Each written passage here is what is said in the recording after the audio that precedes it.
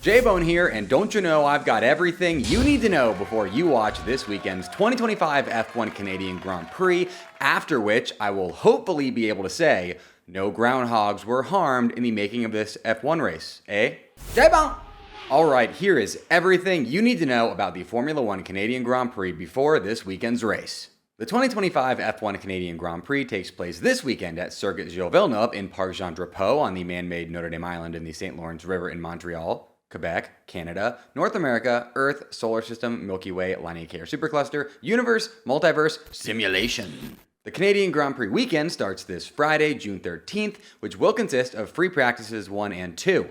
Saturday, June 14th will consist of free practice 3 and qualifying, and Sunday, June 15th will consist of the 60th ever running of Canada's national open-wheel car race and the 54th running of the Formula 1 World Championship Canadian Grand Prix, the current official name of which is the Formula 1 Pirelli Grand Prix du Canada 2025. I'm sure I nailed that. This Grand Prix name is in French, much like the term Grand Prix, because the race actually takes place in Canada's Quebec province, where the official language is French and not English, which is why I like to refer to this race as the French Canadian Grand Prix. Shout out to all the Quebecois. Does this mean that the French Canadian Grand Prix is a home race for Frenchmen Pierre Gasly, Esteban Ocon, and Isaac Hadjar, as much as it is for Montreal-born Lance Stroll? I argue that, I don't know, maybe. The Canadian Grand Prix has been run on 3 different circuits throughout its history. Mosport Park outside Toronto, Circuit Mont-Tremblant north of Montreal, and another Montreal area circuit originally called Circuit Ile-Notre-Dame that's now called Circuit Gilles Villeneuve. Speaking of Gilles Villeneuve, here's the incredible true story of how a Canadian kid went from racing snowmobiles to becoming a Formula 1 legend. Born in Quebec in 1950, Gilles Villeneuve has maybe the most Canadian racing origin story ever.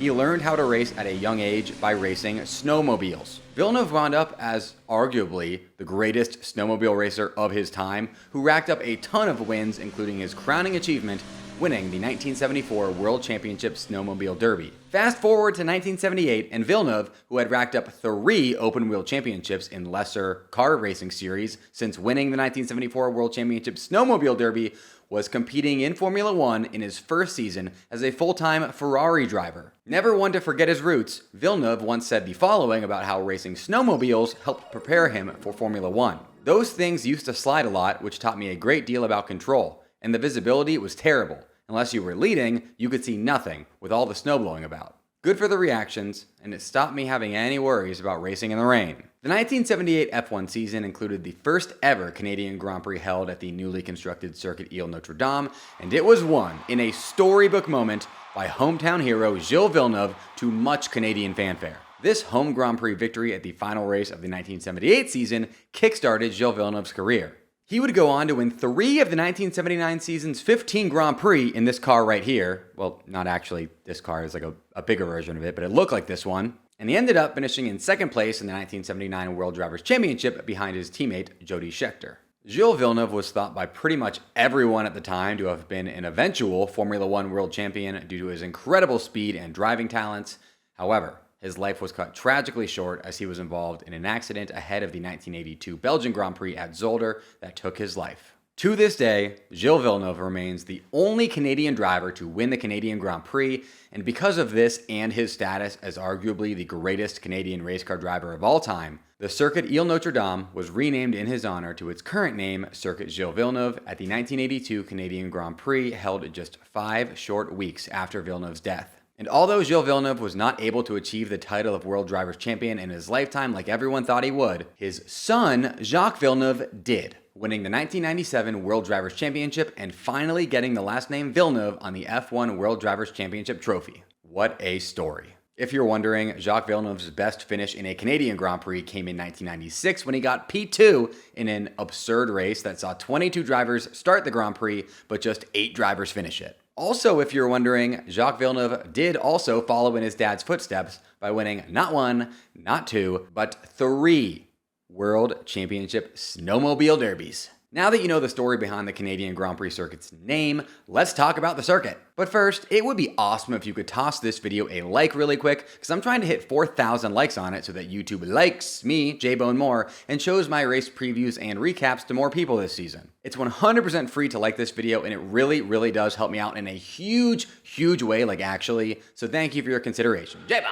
The Canadian Grand Prix Circuit Gilles Villeneuve is 4.361 kilometers or 2.70 miles in length, and the Canadian Grand Prix will be contested over the course of 70 laps around its 14 turns. Much like Australia's Albert Park circuit, Circuit Gilles Villeneuve is a street circuit made up of what are public streets in a city park for the rest of the year, meaning it's a low grip circuit with narrow track limits and minimal runoff areas that will punish you if you make the wrong mistake at the wrong time. Nowhere at Circuit Gilles Villeneuve is more famous for catching even the most skilled drivers out than the turn 13-14 chicane, so much so that this chicane's nickname is the Wall of Champions, directly referring to its incredible ability to do just that. The Wall of Champions got its name because during the 1999 Canadian Grand Prix, 3 different Formula One World Drivers' Champions, Damon Hill, Michael Schumacher, and son of circuit's namesake Jacques Villeneuve in that order, all managed to hit the wall at turn 14 during the race. Along with the Wall of Champions, a super exciting part of the circuit to pay attention to is the turn 10 hairpin.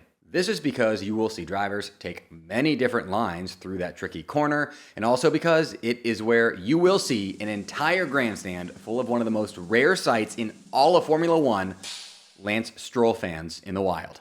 As far as DRS goes, Circuit Gilles Villeneuve has 3 DRS zones serviced by 2 detection lines, with the first DRS zone between turns 7 and 8 being serviced by a detection line between turns 5 and 6, and the next 2 DRS zones going down the divided main straight being serviced by the detection line just after turn 9. Yes, this means that a very large percentage of a lap at Circuit Gilles Villeneuve can be driven using DRS if you are within a second of the car in front of you, which can really shake things up, especially at the end of the race. Additionally, one of Circuit Gilles Villeneuve's most unique characteristics is that it actually has full-time residents in the form of groundhogs that run all around the circuit, and that every time I watch the race, I'm like, please don't run up under the cars. Please don't do it. I don't want to see you get hurt.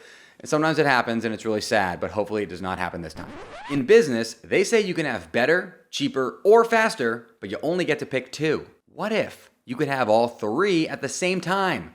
That's exactly what some of the world's most innovative brands and AI tech companies have since they upgraded to the next generation of the cloud, Oracle Cloud Infrastructure. OCI is the blazing fast platform for your infrastructure, database, application development, and AI needs, where you can run any workload in a high availability, consistently high performance environment, and spend less than you would with other clouds. How is it faster? OCI's block storage gives you more operations per second. Cheaper? OCI costs up to 50% less for compute, 70% less for storage, and 80% less for networking. Better?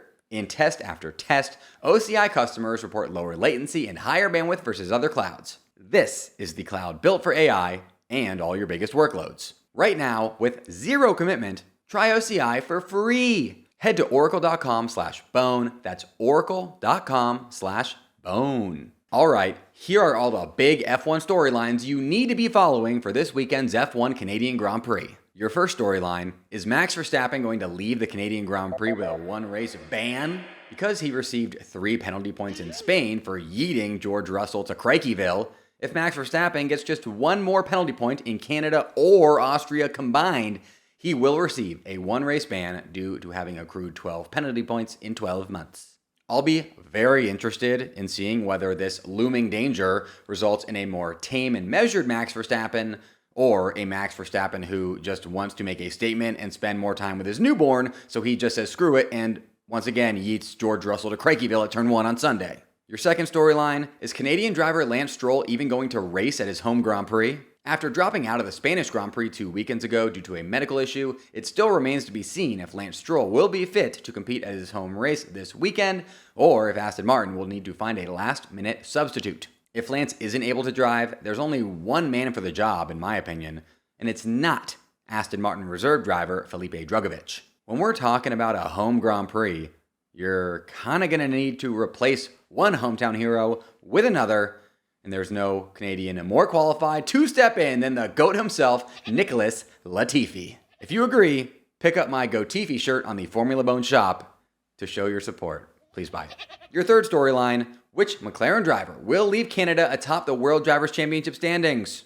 Currently, Oscar Piastri leads the Formula One World Drivers' Championship by just 10 points over his McLaren teammate Lando Norris, meaning it's anyone's game in terms of who leaves Canada on top. I, for one, am hoping that it's Lando, so that we can start to see some back and forth here when it comes to the Drivers' Championship, but Oscar has been cool and composed all season long, so it's kind of hard to bet against him staying atop the leaderboard, especially when you factor in his 10-point lead and him having the most wins tiebreaker. Your fourth storyline, are Ferrari about to redeem their abysmal 2024 Canadian Grand Prix performance? The only reason Ferrari did not win the 2024 World Constructors' Championship is because they left the 2024 Canadian Grand Prix with a whopping 0 points after a double DNF. I say that this is the only reason that they did not win the 2024 Constructors' Championship because they only lost to McLaren by 15 points, and their average points scored per non-sprint race weekend was a lot more than that. They could have just had a bad weekend and still won, but they had literally the worst possible weekend. Will Ferrari be out to seek revenge on the race that ruined their 2024 campaign? Only time will tell. And your final storyline, will whoever wins the Canadian Grand Prix celebrate better than I did when I won the Canadian Grand Prix in the F1 video game a few years back to accomplish my first ever sim racing victory against a talented field of 50% AI competition? You watch and then be the judge on Sunday. Lewis?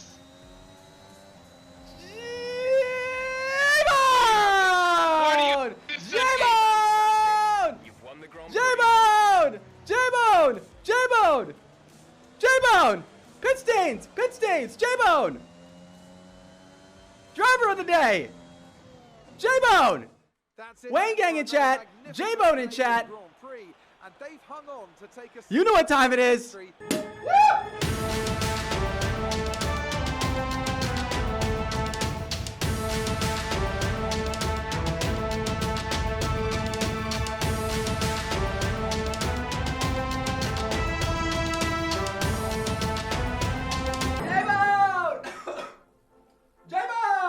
J-Bone!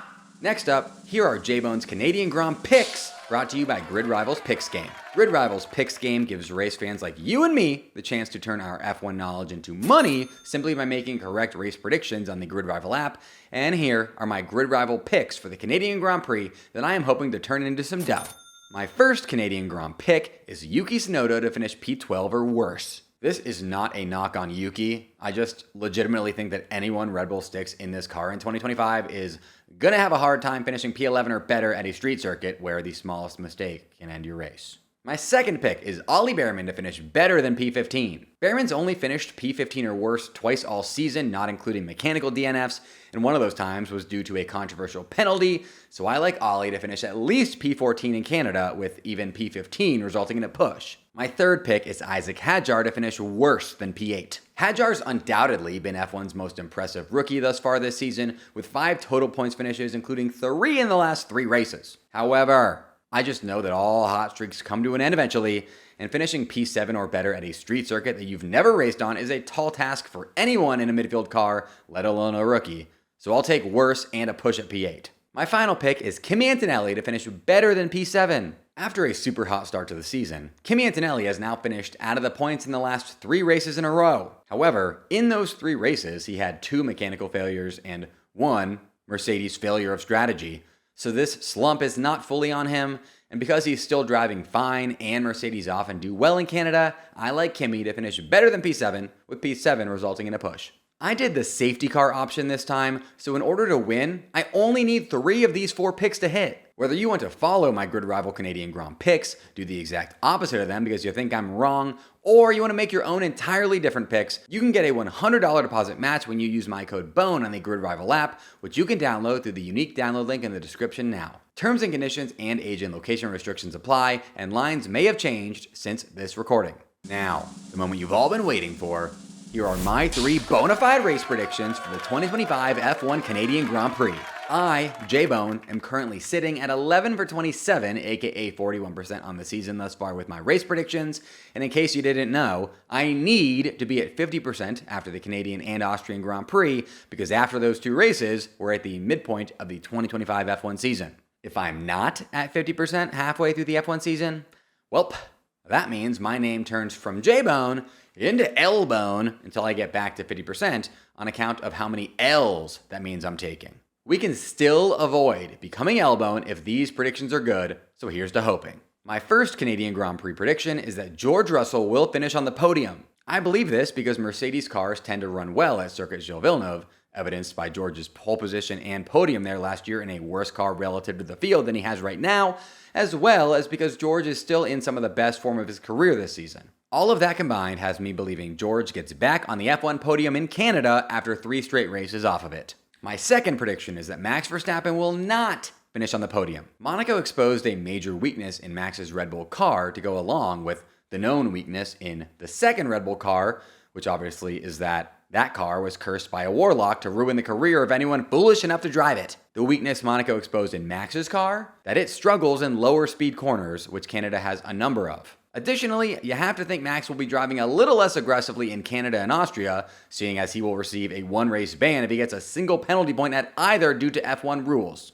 Yes, I know Max has won the last 3 Canadian Grand Prix, but folks, I feel good about this.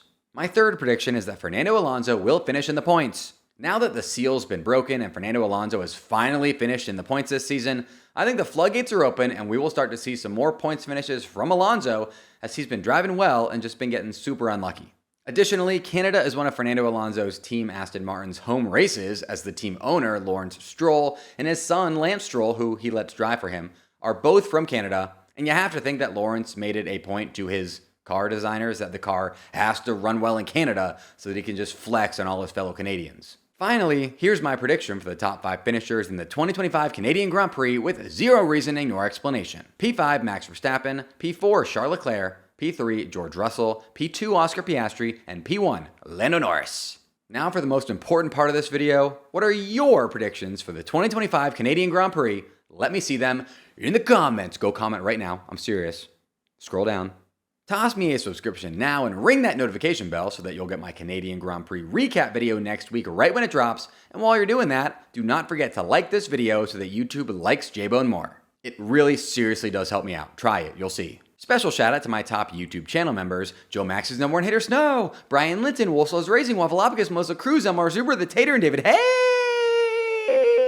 Mash that join button just below this video to get your name shouted out right here in future videos. And if you want to join 1,000 plus F1 fans in the free to join Formula Bone Discord community, you can go do that through the join link in the description. Until next time, folks, J-Bone! J-Bone!